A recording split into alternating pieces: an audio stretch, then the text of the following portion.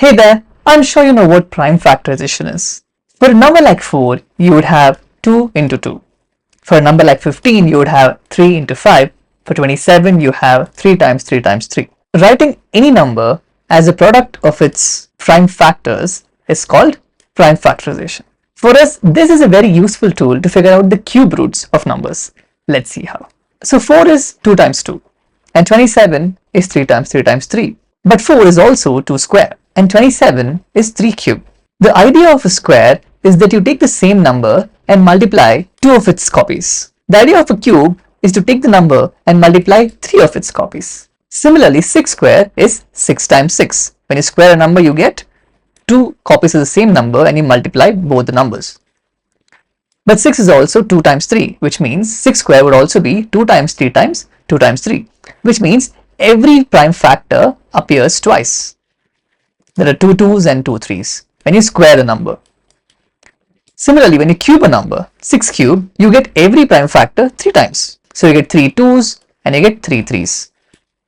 2 times 3 is 6, 2 times 3 is 6, 2 times 3 is 6. 6 cube, as we know, is the same number multiplied 3 times. And the reverse operation to a square is what we call as a square root. Just like addition and subtraction are opposite operations and multiplication and division are opposite operations, similarly in a square root, you combine the 2 copies into one number. So 2 2's becomes one single 2. 4 is 2 square, but the square root of 4 is 2. Similarly, for the cube root of 27, you have 3 3's and you combine all the 3's into one 3. Let's see more examples. If you had to find the cube root of 6 cube, expand this 6 cube as 2 times 2 times 2 times 3 times 3 times 3, and you would group every 3 prime factors as one number. Cube root of 6 cube would be 2 times 3, and that will be 6. But what if the number was 216? How would you find it? When it was 6 cube, 6 is 2 times 3 and you can easily expand it. That's where prime factorization comes in. To find the cube root of number like 216, step 1, find the prime factors. So let's prime factorize 216. So we'll start with 2, that'll give us 108, and then we have another 2, that'll give us 54, and 2 again, that's going to give us 27, 3 now, 3 9s is 27, okay, 3 3 is 9, 3 1s is 3. So here we have all the prime factors. And the second step is combine into groups of 3. Then that gives us the cube root of 216 would be 2 into 3. And finally, step 3 is multiply the group numbers, and that would give us 6. So that's the way to find the cube root of any number, if it is applicable, because sometimes you may not be able to find the groups of 3, and that means that number does not have an integer cube root. Let's take some examples. Let's try and find the cube root of these numbers. We'll start with 400. Before that, let's recall the 3 steps. The first step is find the prime factors and then combine them into group of 3 and then multiply the group numbers. So let's start with finding the prime factors. 400, it's an even number, so 2 would be a divisor. 200, again 2 would be a divisor, 200, divisible by 2 again, so 50, 25, now divisible by 5, so 5 5 is 25, 5 1 is 5. Awesome. So these are our prime factors. We have 2 times 2 times 2 times 2 times 5 times 5. The next step is to combine into groups of 3.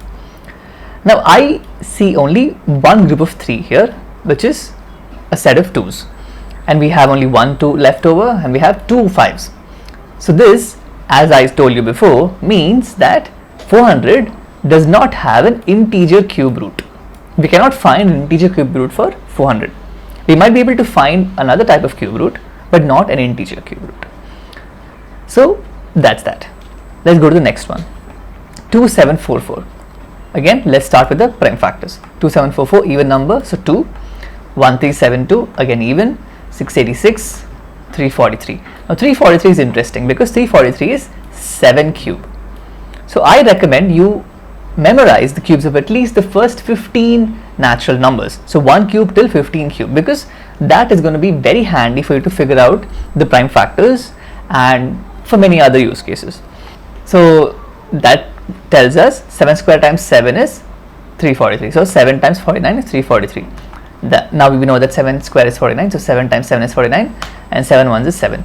and these are our prime factors this time. We have 2 times 2 times 2 times, 7 times 7 times 7, and clearly we have two sets of groups of 3. So cube root of 2744 would be equal to 2 times 7.